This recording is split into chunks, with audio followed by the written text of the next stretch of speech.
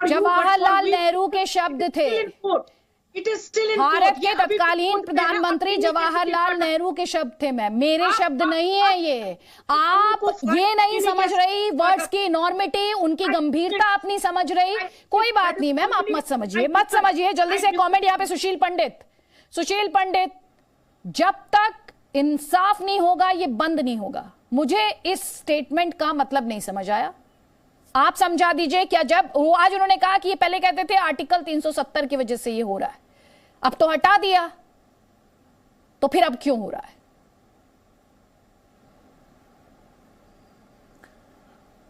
अदिति जी, इस देश की विडंबना यह है कि जिन लोगों को जेल में होना चाहिए था, जिन पर नस्ल कुशी के मुकदमे चलने चाहिए थे, हिंदू संहार का जिनको दंड मिलना चाहिए था, फांसी चढ़नी चाहिए थी, वो आज देश के सामने शर्तें रख रहे हैं।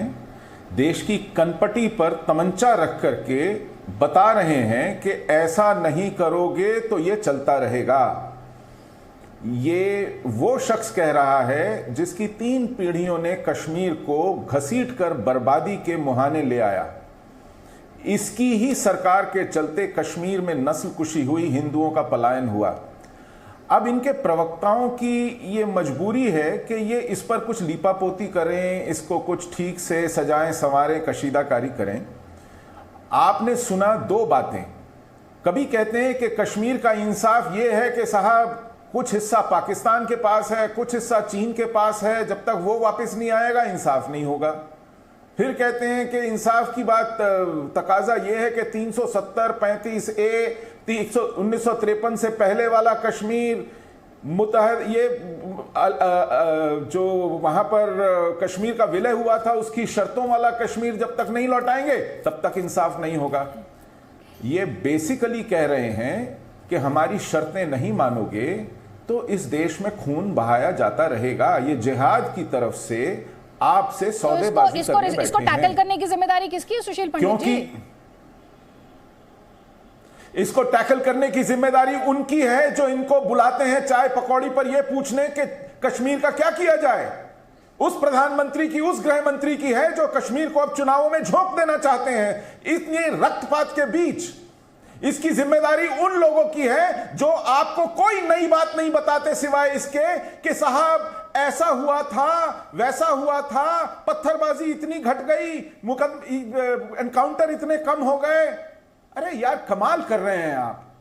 आत्मा बची है कि नहीं बची है? कितना लीपापोती करेंगे, कितना नाटक करेंगे, कितना ढोंग करेंगे?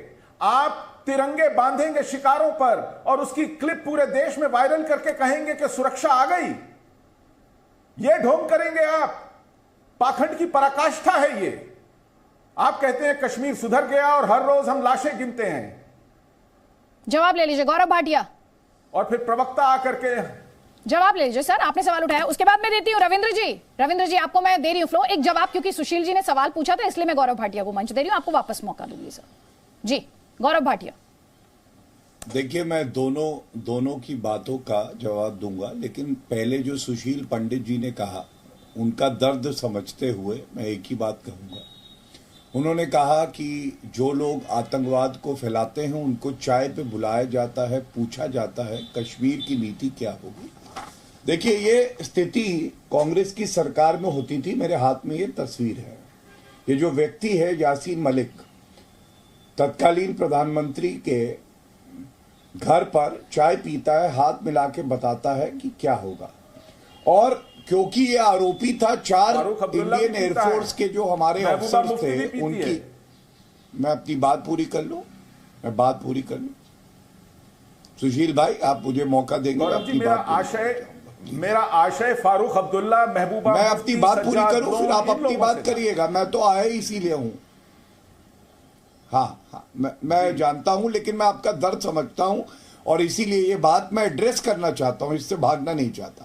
अदिति जी जो सुशील जी ने कहा ना, ये हर भारतीय के मन में बात है। एक सेकंड निलोफर मसूद, जब आप बोल रहे थे उन्होंने इंटरप्ट नहीं किया, तो बात पूरी हो जाने दीजिए प्लीज। मुझे इस तरह से किसी हर पैनलिस्ट को ये ना कहना पड़े आप बात पूरी हो जाने दीजिए प्लीज। जवाब ले लीजिए गौरव भाटिया, 1 मिनट।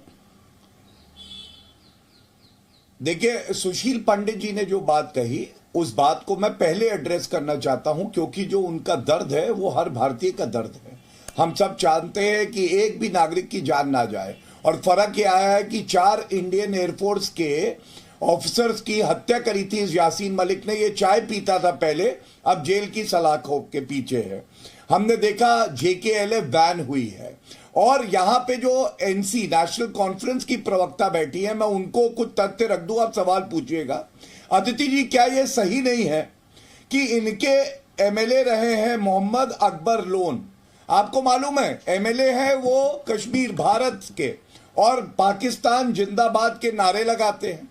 तो कौन है यहां पे जो दीमक की तरह अंदर रह के हमारे देश को खाते हैं? ये पूछिएगा इनसे। दूसरी बात, इनसे ये पूछिएगा इनकी हिम्मत कैसे होती है कि कहें कि चीन दखल देगा। अरे हमारा अंदरूनी मामला है, चीन क्यों दखल देगा?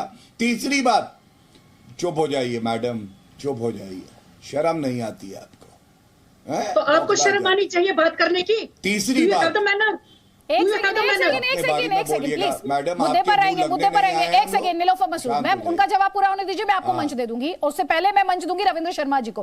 गौरव भाटिया प्लीज 40 सेकंड्स बात कंक्लूड कर लीजिए अपनी। बिल्कुल। तीसरी बड़ी बात, आपको मालूम है बुरहान वानी ढेर हुआ, आतंकवादी है, हमारी वीर सेना ने ढेर कर दिया।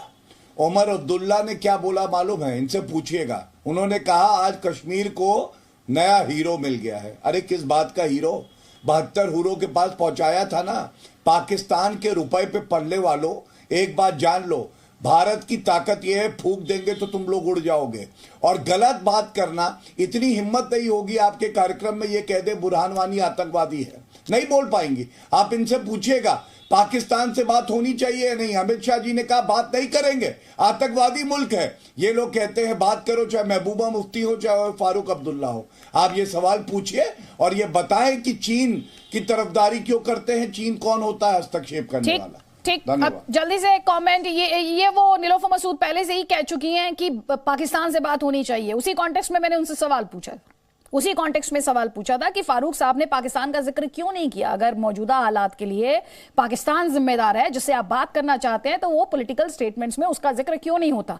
जल्दी से कमेंट रविंद्र शर्मा जी। सुशील जी, उसके बाद आपको मंच दूंगी प्लीज जी।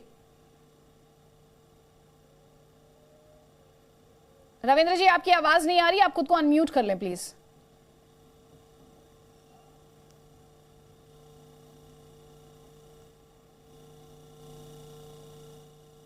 घटनाएं हो रही हैं और टीवी कैमरा पे बैठ करके ये कह देना बहुत आसान है कि हालात बहुत सामान्य हो रहे हैं, लेकिन जिनके घरों के टारगेटेड किलिंग्स हो रही हैं, ये किलिंग्स 1990 के बाद टारगेटेड किलिंग्स सबसे ज्यादा माइनॉरिटीज की पिछले 1.5-2 साल के अंदर हुई है।